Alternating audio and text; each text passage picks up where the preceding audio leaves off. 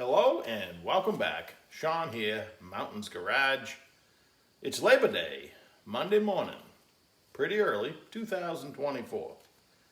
It's going to be a beautiful day and a beautiful week, according to the weather. Just barely cracking into the 70s, 59 to 60 at night. Perfect. Yesterday was a little warm, but that's in the past. This morning, I'm messing around with some junk I picked up this weekend and going through a few memories in my head, and let's get into it. This is a Hurst ramrod. 4-speed shifter, inline or vertical gate if you will. It was pretty popular. Most people remember the name. It's kind of like when people see a big truck, they think it's a Mack, like it's the only brand ever made, a Mack truck. No, there's a lot of other brands. Well, there's not that many other vertical gate shifter brands, but Hurst, being pretty smart, they knew that the Mr. Gasket style inline or vertical gate shifter was a really good unit. And they were a competition for a while in the early 70s. Hurst bought Mr. Gasket, or maybe the parent group bought them all. Either way, the Mr. Gasket vertical gate became the V-Gate 2, and this one actually says Hurst on it. This is a beautiful example in almost perfect shape. And this ramrod, easy by now, the chrome's gone and everything, so with a little bit of touch-up, this will be a really nice shifter. Why I said I'm flashing back to my youth, because one day I picked up one of these in high school. I don't remember where I got it, in my 70 Chevelle SS 454, which sounds really cool, but it was a $700 car. And I originally ran it with a 350 before I could even find a 454. But in that version, I was still driving it to school and work. I had about an hour and a half window between school and work that I would do things like put a new distributor in it, or in this case, on a February day, I remember that, I took out my regular Competition Plus 4-speed shifter and put in what had to be the ramrod. And as I remember, I believe it had to be. I say that because look at the hole this one would have takes. I mean, this is huge. And the Hurst ramrod fits in the same hole as the Street Super Shifter, or the Super Shifter 3, which is what I had. I had a brand new Hurst Super Shifter 3. I got one behind me. I'll show it to you. You can see that it's on the same bracket. Hang on. This is a Hurst Street Super Shifter. You can see it's the same bracket. The shifter sits way up high, so the ramrod itself only takes up a little more real estate. The rods are straight and very similar, but on the ramrod, instead of having bushings and clips, they actually have a threaded connector. I'll show you when we go back over there. The arms are actually on the rods with lock nuts. So, interesting. This is the only shifter I believe I ever saw that on. A lot of extra work for them.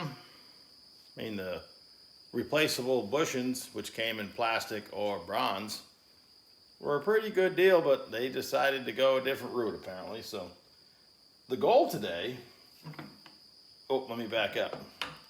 The reason you don't see as many of the ramrods, I think, is this shifter pretty much stays together as long as you're careful when you unbolt it off the bracket, because there's an extra set of nuts behind it. This one, if you take it off like a regular Hurst shifter, it falls into pieces. And it ends up thrown in a box because nobody knows how to put it back together. I've had this one for quite a few years under the bench, and that's why I have it, because it exploded on somebody when they tried to take it off, and here it sits. It does have the correct bracket for a Muncie or a T10, and yes, I get asked that a lot. Just the other day, I took a shifter off a Muncie and put it on a T10. some very minor adjustment, and everything fits. So they're very similar. You got to remember, this is back in the day when, you know, a performance car had a 4-speed transmission, overdrives weren't on the horizon, and automatic transmissions were for your mother's station wagon. So, so in that day between school and work, I took out my street super shifter and put in the vertical gate in the driveway of my parents' house, and I wasn't late for work, so it couldn't have been that hard. I don't know how long I left it in there. The fog of time is preventing me from remembering all the details, but it'll come if I think about it hard enough. So what I'm going to do today is we're going to take this and we're going to bolt it on this Tex Racing 264 first gear T10 style transmission. It has a magnesium case. When I went to buy this many years ago, I was never so disappointed when I took the side cover off to see it had synchros. It's nothing but a heavy duty street transmission. It was out of a stock car, which is pretty rare. They still had all 4 gears and a usable first gear at 264. So here it sits, and I'll use it in something someday. I do have a Rankin, which is a G-Force style face-plated transmission in the back room that I'll probably put this on. And but for today, I just want to hook up the ramrod and see what it feels like, because it's been a long time since I've tried one. So let's do that. So I bolted the shifter, complete with the bracket, onto the tail housing of the Tex Racing T10, which only has the 3 triangle bolts in the tail housing. A lot of times Muncies and Super T10s have a lot of options, but as it worked out, it bolted right on. And you can get to the top bolt behind pretty easy. Like all Hurst shifters, you got a pin for alignment. I'm using the same Hurst pin. It's a little loose in the hole, but I think she's good. And I always start with the reverse because sometimes the other levers cover it up. Then it's just a matter of make sure everything's in neutral and line up the slot. This style makes it a little more difficult if you had to change the arm, but you know, compared to popping out a pen, maybe it's not any different. I find it odd that that has a lock tab and these don't.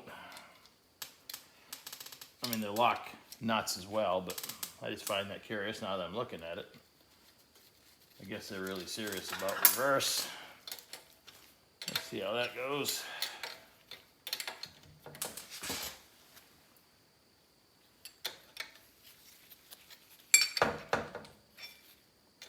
Gotta get it onto the slot.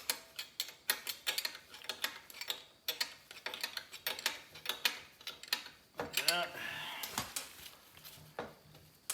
What I like about my rods I build with rod ends is it's infinitely adjustable. You just connect the two and spin this. It's got left and right hand threads. Always perfect. This could be one turn that feels good, the other turn too tight, or sometimes it's too tight one way, too tight the other. You got to go a full turn to get it back on. No getting around that, but we're still, I guess, okay. Let's see if we can snake this one on. This one goes out. See how this one goes in toward the transmission? This one always goes out in the offset in the arm. So they clear each other. Ooh, that's just pure luck right there. Let's just try one the other way, just for kicks.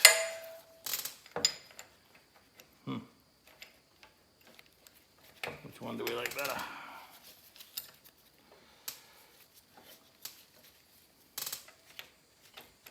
I think it's pretty good.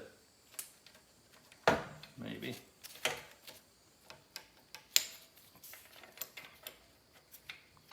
Well, let's try it. Like I say, they're not exactly as precision as the rod end style, but it's worked for years.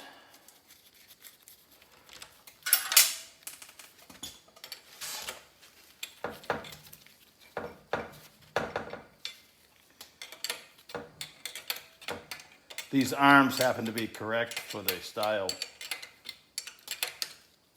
connection I have at the transmission. If these had bolts, they would take a different arm with a larger slot.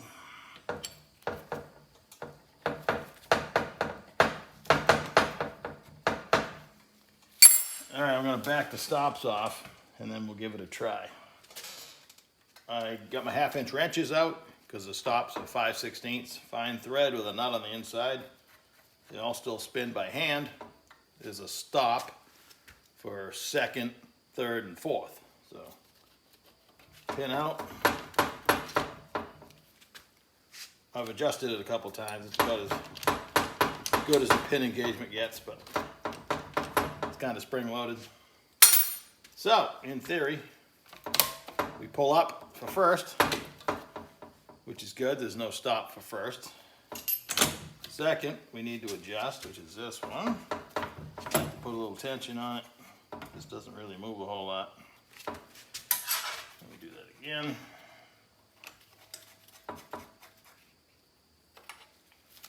Get that little knot. Guess I can lock them afterwards. Right? That's pretty good. So 2nd, 3rd is this one.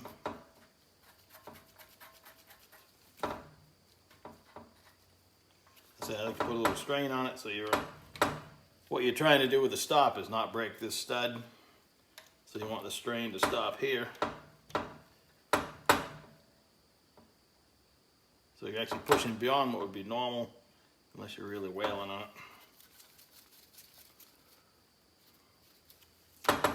And 4th is that one. Same deal.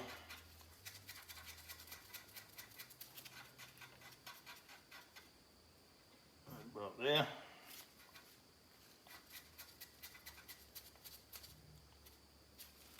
Finally reverse, which is very tight. I believe, let's try it. I don't think you can put it in reverse if you're in a forward gear. Well, it would probably let you if they line up. I thought there was a lockout, but so anytime you pull up, you get 1st. You can go pretty slow to 2nd.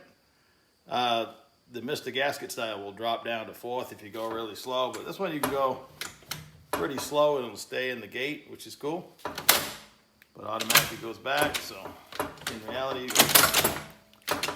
pretty cool. It's definitely a vintage piece. I kind of dig it. And that's it. Labor Day 2024. Hope you have a good one. Take care.